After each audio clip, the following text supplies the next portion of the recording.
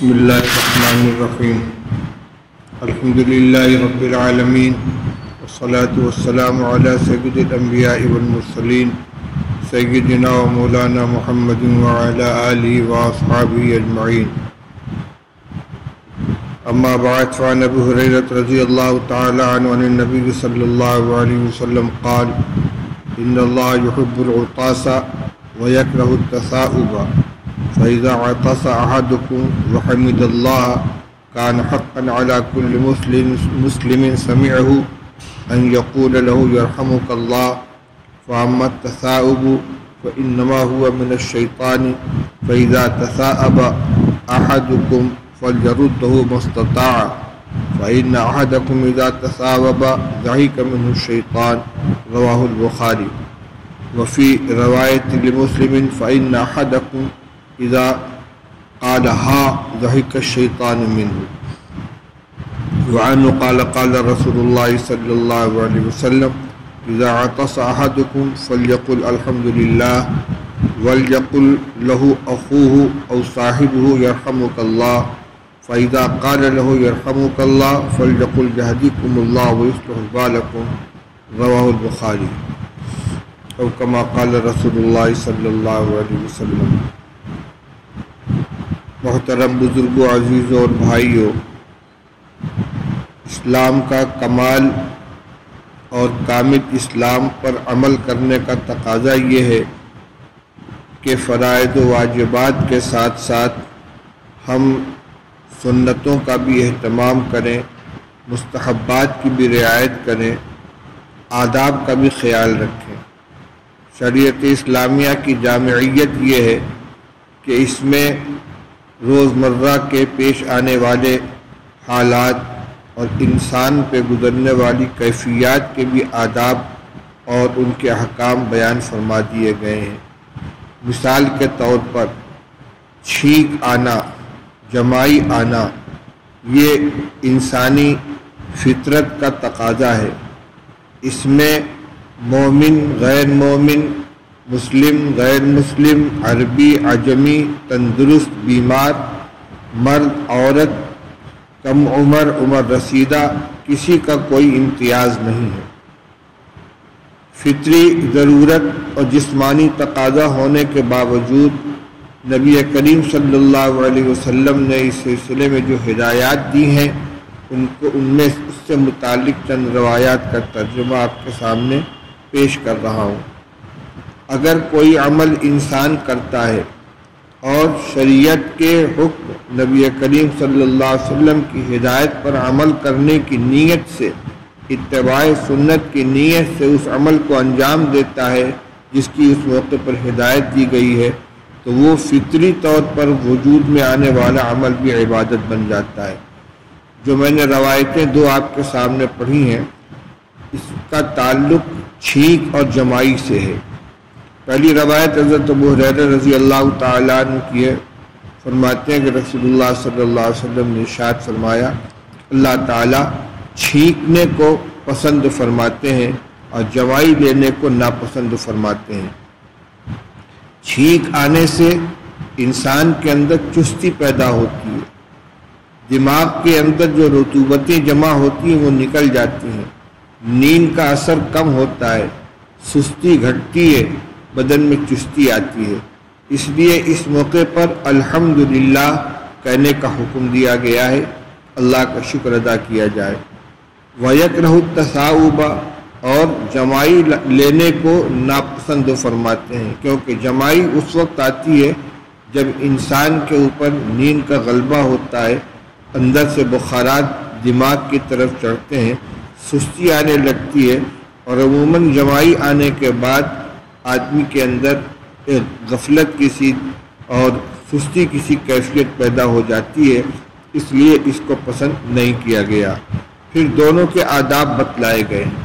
آپ نے فرمایا اما التثاؤب فإنما هو من الشیطان فإذا عطس أحدكم وحمد الله كان حقا على كل مسلم سمعه أن يقول له يرحمك الله۔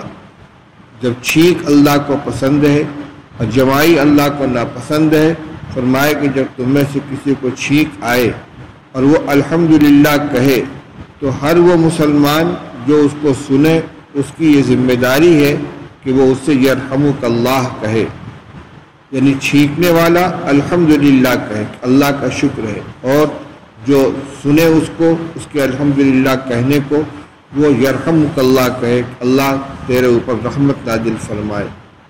اگلی روایت میں اس میں کچھ اور اضافہ آ رہا ہے، فَأَمَّا التَّثَاؤُبُ فَإِنَّمَا هُوَ مِنَ الشَّيْطَانِ، لیکن جمائی یہ شیطان کے اثر سے ہوتی ہے۔ فَإِذَا تَثَاوَبَ أَحَدُكُمْ فَلْيَرُدَّهُ مَا اسْتَطَاعَ، جب کسی کو جمائی آنے لگے تو جہاں تک ہو سکے اس کو دفع کرے، روکنے کی کوشش کرے، منہ نہ کھلے۔ فَإِنَّ أَحَدَكُمْ إِذَا تَثَاوَبَ ضَحِكَ بِهُ الشَّيْطَانُ، کیونکہ تم میں سے جب کسی کو جمائی آتی ہے تو شیطان اس سے ہنستا ہے، اس کو خوشی ہوتی ہے، اس لیے کہ وہ چاہتا ہے کہ انسان غفلت کا شکار ہو، اللہ کے ذکر سے اور نیک اعمال سے باز رہے، اور یہ جمائی کے بعد آنے والی سستی اس کے مقصد کے اندر وہ عامل ملتی ہے۔ مسلم شریف کی ایک روایت میں ہے فَإِنَّ أَحَدَكُمْ إِذَا قَالَ ہَا ضَحِكَ الشَّيْطَانُ مِنْهُ، تمہیں کوئی جب جمائی لینے کے وقت منہ کھول کر ہا کرتا ہے تو شیطان اس سے ہنستا ہے، اس کو مزہ آتا ہے۔ وعنہ قال قال رسول اللہ صلی اللہ علیہ وسلم اذا عطس احدکم فلیقل الحمد للہ ولیقل له اخوه او صاحبه یرحمک اللہ فاذا قال له یرحمک اللہ فلیقل یهدیکم اللہ ویصلح بالکم، رواہ البخاری۔ ابو ہریرہ رضی اللہ تعالیٰ عنہ کی دوسری روایت ہے کہ رسول اللہ صلی اللہ علیہ وسلم نے ارشاد فرمایا کہ تم میں سے جب کسی کو چھینک آئے تو وہ الحمدللہ کہے، اور اس کا ساتھی اس کے جواب میں یرحمک اللہ کہے۔ جب وہ اس سے یرحمک اللہ کہے تو چھینکنے والے کو چاہیے کہ وہ یوں دعا دے یہدیکم اللہ ویصلح بالکم۔ الحمدللہ کا معنی تو معلوم ہے، اللہ کا شکر ہے۔ یہ چھینک آنے پر اللہ کا شکر ادا کیا گیا، اس کے جواب میں سننے والا اس کو دعا دیتا ہے کہ اللہ تیرے اوپر رحمت نازل فرمائے، تیرے ساتھ رحم کرم کا معاملہ فرمائے، اور چونکہ اس نے اس کو دعا دی ہے لہذا اس کے بدلے میں چھینکنے والا کہتا ہے یہدیکم اللہ ویصلح بالکم، اللہ تمہیں سیدھے راستے پر چلائے اور تمہارے حالات کو درست رکھے، جس میں یہ بھی شامل ہے کہ تم نے جو دعا کی ہے وہ دعا میرے حق میں قبول ہو۔ اب یہ کہ چھینک آنے پر الحمدللہ کیوں کہا جاتا ہے، اس کی متعدد وجہیں علماء کرام نے لکھی ہیں۔ ایک تو وہی جو میں نے ابھی عرض کی کہ اس کی وجہ سے چستی پیدا ہوتی ہے، سستی دور ہوتی ہے۔ بعض علماء نے فرمایا کہ چھینک جس وقت آتی ہے تو اس وقت تھوڑی دیر کے لیے، لمحے بھر کے لیے دل کی حرکت رک جاتی ہے۔ چھینک آنے سے پہلے جب آنکھ بند ہونے لگتی ہے اور ناک کے اندر سرسراہٹ سے محسوس ہوتی ہے اور آدمی چھینک آنے کا انتظار کرتا ہے تو دل کی حرکت بند سی ہو جاتی ہے، اور جب چھینک آ جاتی ہے تو وہ حرکت دوبارہ جاری ہو جاتی ہے، تو گویا زندگی کا سلسلہ ایک طرح سے منقطع سا ہو گیا تھا اور چھینک آنے کے بعد وہ دوبارہ جاری ہو گیا۔ اس پر اللہ کا شکر ادا کیا جاتا ہے۔ بعض علماء فرماتے ہیں کہ دماغ کے اندر دو رگیں ہیں، ایک رگ جذام ہے، ایک رگ زکام ہے۔ ان دونوں کے اندر آپس میں ٹکراؤ ہوتا ہے، اگر جذام کی رگ غالب آ گئی تو جذام کی بیماری پیدا ہوتی ہے، اور زکام کی رگ اگر غالب آ گئی تو اس سے چھینک آ جاتی ہے اور جو اثرات پیدا ہوئے تھے وہ ختم ہو جاتے ہیں۔ تو الحمدللہ اس پر کہا جاتا ہے کہ اللہ تعالیٰ نے رگ جذام کو غلبہ عطا فرمایا اور میری چھینک کے ذریعے سے جو ایک خطرہ پیدا ہوا تھا وہ ختم ہو گیا۔ تو یہ ہے الحمدللہ کہنے کی مصلحت اور اس کی حکمت۔ یہ جو فرمایا گیا کہ الحمدللہ کہنے کے جواب میں یرحمک اللہ کہا جائے، یرحمک اللہ اسی وقت کہا جائے گا جب چھینکنے والا خود بھی الحمدللہ کہے۔ چنانچہ روایت ہے عن انس رضی اللہ تعالیٰ عنہ قال عطس رجلان عند النبی صلی اللہ علیہ وسلم فشمت احدهما ولم يشمت الاخر فقال الرجل یا رسول اللہ شمت هذا ولم تشمتنی فقال ان هذا حمد اللہ ولم تحمد اللہ، متفق علیہ۔ انس رضی اللہ تعالیٰ عنہ فرماتے ہیں کہ رسول اللہ صلی اللہ علیہ وسلم کی خدمت میں دو شخص موجود تھے، دونوں کو چھینک آئی، آپ نے اس میں سے ایک کے چھینک کا جواب دیا یعنی یرحمک اللہ کہا، اور دوسرے کی چھینک کا جواب نہیں دیا۔ تو جس کا جواب نہیں دیا کہنے لگے یا رسول اللہ آپ نے اس کی تو تشمیت کی، یعنی اس سے تو آپ نے یرحمک اللہ کہہ کر رحمت کی دعا دی، میری تشمیت نہیں کی۔ آپ نے فرمایا اس نے الحمدللہ کہا تھا تو میں نے یرحمک اللہ کہا، تم نے یرحمک اللہ الحمدللہ نہیں کہا اس لیے میں نے یرحمک اللہ نہیں کہا۔ چنانچہ ایک روایت میں اور وضاحت ہے، عن ابی موسیٰ رضی اللہ تعالیٰ عنہ قال سمعت رسول اللہ صلی اللہ علیہ وسلم یقول اذا عطس احدکم فحمد اللہ فشمتوه وان لم يحمد اللہ فلا تشمتوه، رواہ مسلم۔ ابو موسیٰ اشعری رضی اللہ عنہ فرماتے کہ رسول اللہ صلی اللہ علیہ وسلم نے فرمایا کہ جب تم میں سے کسی کو چھینک آئے اور وہ الحمدللہ کہے تو تشمیت کرو، یعنی اس کے جواب میں یرحمک اللہ کہو، اور اگر وہ الحمدللہ نہ کہے تو تم یرحمک اللہ بھی مت کہو۔ وعن سلمة بن الأكوع أنه سمع النبي صلى الله عليه وسلم وعطس رجل عنده فقال له يرحمك الله ثم عطس الأخرى فقال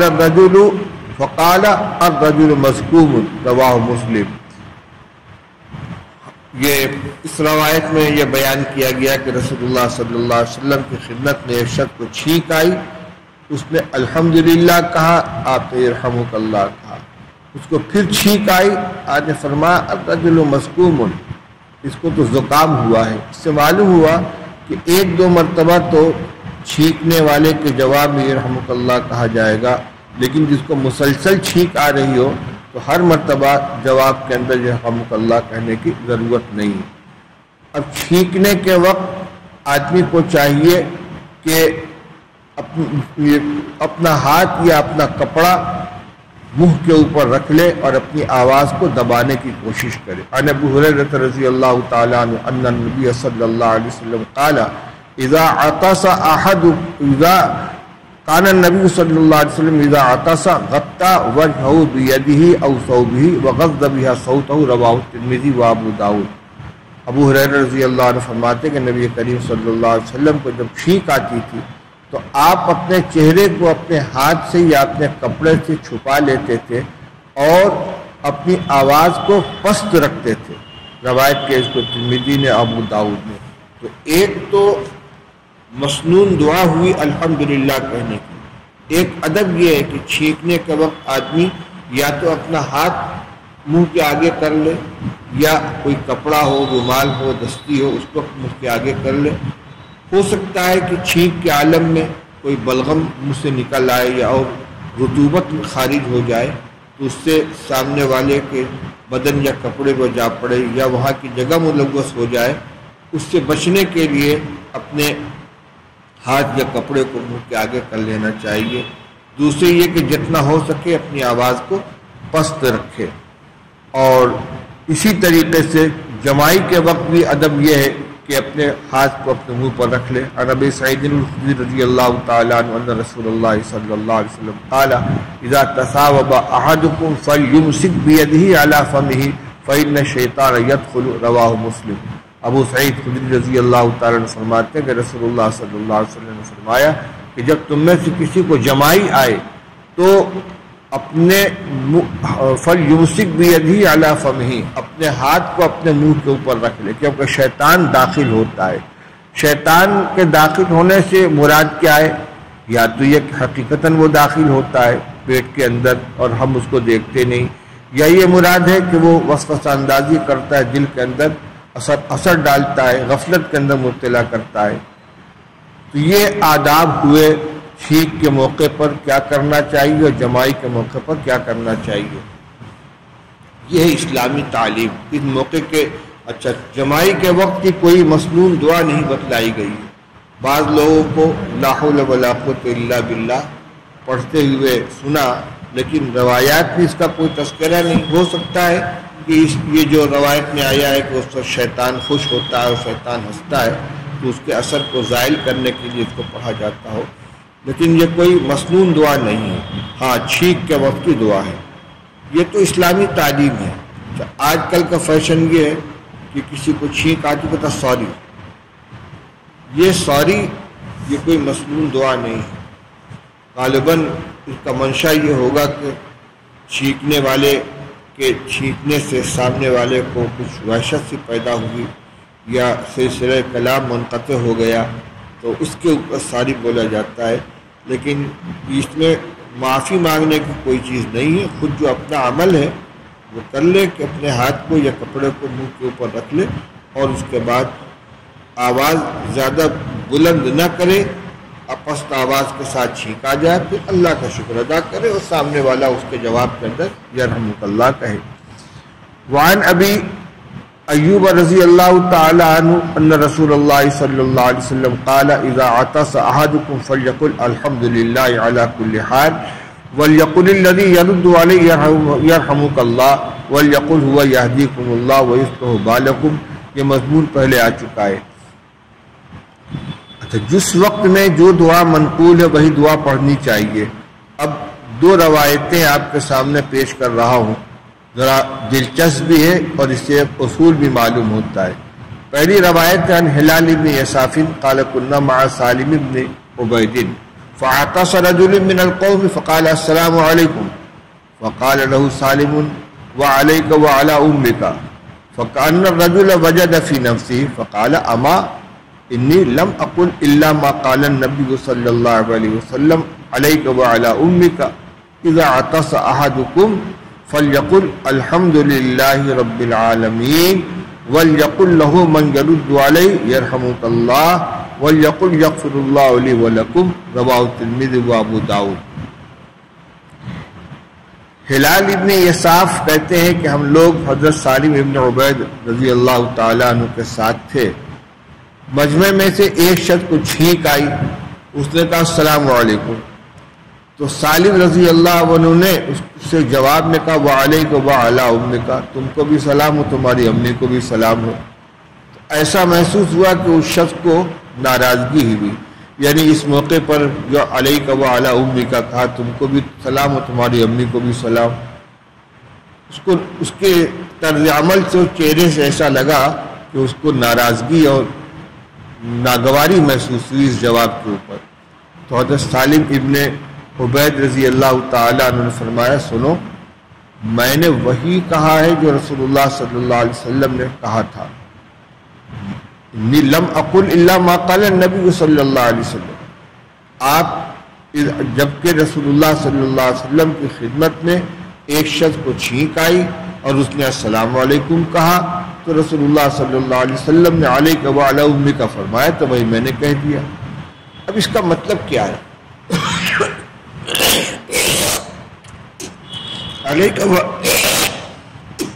علیک وعلی امک, اس موقع پر اس جملے کے استعمال کی مصلحت کیا ہے؟ علماء فرماتے ہیں اس کا ترجمہ یہ ہے کہ تم پر بھی سلامتی ہو, تمہاری ماں کے اوپر بھی سلامتی ہو, یعنی تم بھی قابل رحم ہو, تمہاری ماں بھی قابل رحم ہے. تمہیں اتنا بھی نہیں پتا کہ چھینک آنے کے وقت کیا کہنا چاہیے, تم الحمدللہ کہنے کے بجائے السلام علیکم کہہ رہے ہو, اور تمہاری ماں بھی قابل رحم ہے. یہ چیزیں تو ماؤں کو اپنے بچوں کو بچپن کے اندر سکھا دینی چاہیے. اس بیچاری نے تم کو اتنا بھی نہیں سکھایا کہ چھینک آنے کے وقت کیا کہنا چاہیے. اللہ تم پر بھی رحم کرے, تمہاری ماں کے اوپر بھی رحم کرے. اس کے بعد رسول اللہ صلی اللہ علیہ وسلم نے تلقین فرمائی کہ جب تم میں سے کسی کو چھینک آئے تو الحمدللہ رب العالمین کہے, اور اس کے جواب میں کہنے والا یرحمک اللہ کہے, اور پھر چھینکنے والا یغفر اللہ لی ولکم کہے.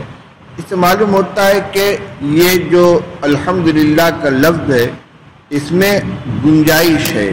ایک پہلے تو آیا صرف الحمدللہ, دوسری جگہ آیا الحمدللہ علی کل حال, تیسری جگہ آیا الحمدللہ رب العالمین.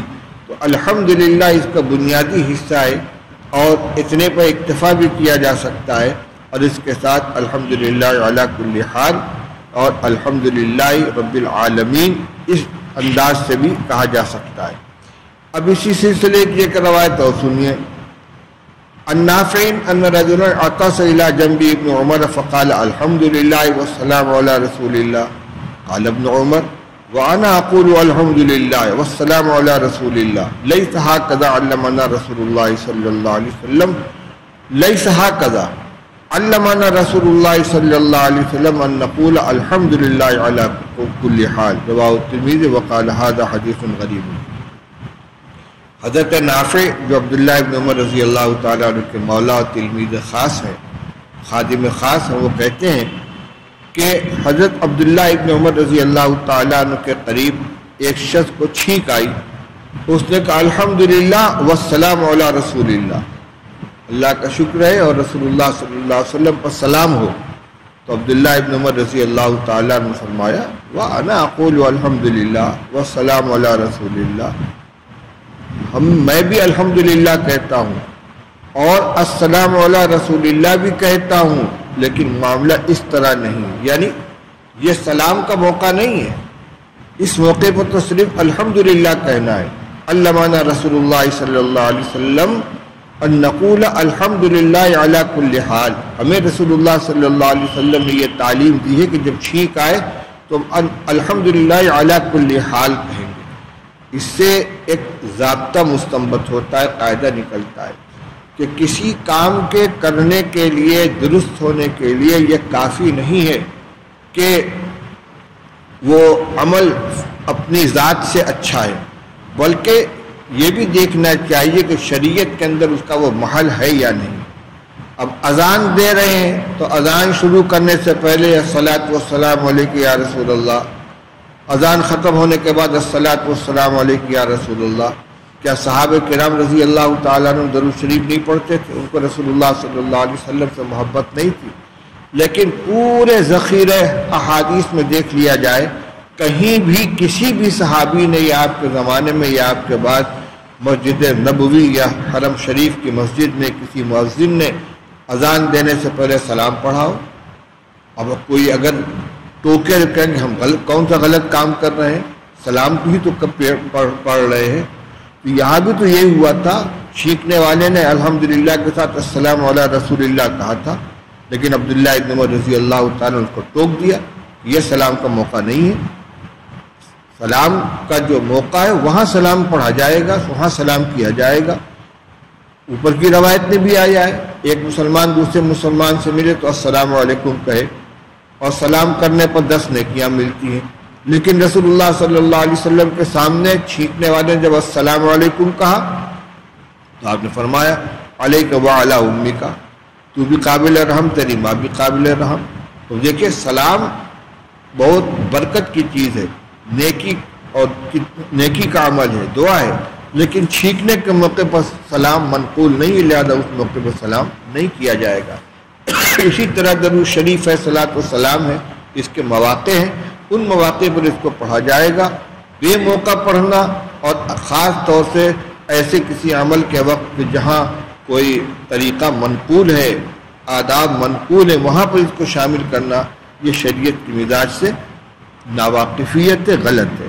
تو کسی کام کے فی نفس ہی صحیح درست ہونے کے لیے اتنا کافی نہیں ہے کہ وہ کام صحیح ہے کہ غلط ہے، بلکہ یہ بھی دیکھنا ہوگا کہ اس کام کا وہ موقع ہے یا نہیں. یہ چند آداب آپ کے سامنے آئے ہیں، جس میں ایک تو چھینکنے کے آداب آ گئے کہ جس کو چھینک آئے تو اس کو چاہیے کہ اپنے منہ پر کپڑا یا ہاتھ رکھ لے اور اپنی آواز کو پست رکھنے کی کوشش کرے، اور جب چھینک آ جائے تو الحمدللہ کہے، کم سے کم الحمدللہ، ورنہ الحمدللہ علی کل حال اور الحمدللہ رب العالمین بھی منقول ہے. اور سننے والا یرحمک اللہ کہے، اور پھر چھینکنے والا اس کے جواب میں یہدیکم اللہ ویصلح بالکم کہے. اور جب چھینک جمائی آئے تو اس وقت حد تک امکان جمائی کو روکنے کی، دفع کرنے کی کوشش کرنی چاہیے، لیکن نہ رکے تو اپنے ہاتھ کو یا کپڑے کو منہ کے اوپر رکھ لے.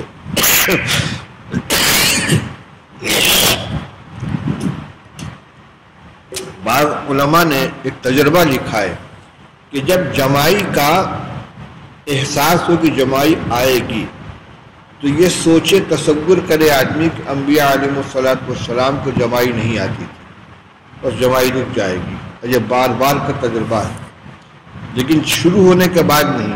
جب احساس ہو کہ جماعی آئے گی، پہلے سے آدمی کو محسوس ہونے لگتا ہے، اس وقت کے تصور کر لے کہ انبیاء علیہ السلام کو جماعی نہیں آتی تھی، تو وہ اثر ختم ہو جائے گا۔ اور اس کی وجہ یہ ہے کہ جماعی، جیسا کہ حدیث میں ابھی گزرا، کہ شیطان کے اثر سے آتی ہے، اور انبیاء علیہ السلام کے اوپر شیطان کا اثر نہیں ہوتا۔ چنانچہ حدیث میں رسول اللہ صلی اللہ علیہ وسلم کے ایک ایک عمل کی تفصیل صحابہ کرام نے بیان فرمائی ہے، لیکن جہاں تک مجھے یاد پڑتا ہے شمائل میں یا سیرت میں کہیں بھی رسول اللہ صلی اللہ علیہ وسلم کے جماعی لینے کا تذکرہ نہیں ہے۔ تو جماعی آنے کے پہلے جب اثر محسوس ہو، یہ خیال کر لینے سے کہ جماعی آئے گی، یہ خیال کرے کہ نبی علیہ السلام کو جماعی نہیں آتی تھی، تو انشاءاللہ جماعی نہیں آئے گی۔ اور اس موقع پر کوئی مسنون دعا منقول نہیں ہے۔ والدین کو، گھر کے لوگوں کو اپنے بچوں کی بھی تربیت کرنی چاہیے کہ جب ان کو چھینک آئے تو ان سے یہ نہ کہ سوری بولو، ان سے کہا الحمدللہ، الحمدللہ کہو۔ جب وہ الحمدللہ کہے تو جواب میں یرحمک اللہ اس کو سنائے، تاکہ وہ جانے کہ اس کے جواب میں یہ کہا جاتا ہے۔ جب ابتدائی درجات میں پڑھتے تھے تو ہمارے استاد تھے مولانا ادریس صاحب، اللہ غریق رحمت فرمائے، تربیت بھی فرماتے تھے، تعلیم بھی دیتے تھے۔ تو ان کے سامنے بیٹھ کر پڑھتے ہوئے اگر کسی کو جماعی آئی اور منہ کھلا تو چھڑی اٹھا کے منہ میں گھسا دیتے تھے۔ تو وہ 2-4 مرتبہ جس کے منہ میں چھڑی چلی گئی، پھر اس کو کبھی بھی جماعی کے وقت میں منہ بند کرنا یا ہاتھ رکھنا نہیں بھولا۔ اور آج بھی جب جماعی آتی ہے تو چھڑی نظر آنے لگتی ہے، یاد آ جاتا ہے۔ بچپن کی تربیت بہت مؤثر ہوتی ہے، اس طرح کے کس موقع پر کیا ادب ہے اور کون سی دعا ہے، یہ بچوں کو سکھانا چاہیے۔ بچپن سے یہ عادت بنی رہے گی تو انشاءاللہ بڑے ہو کر عمل کرنے میں آسانی ہوگی۔ اللہ تعالی ہمیں تمام سنتوں پر عمل کرنے کی توفیق عطا فرمائے۔ وآخر دعوانا ان الحمد للہ رب العالمین۔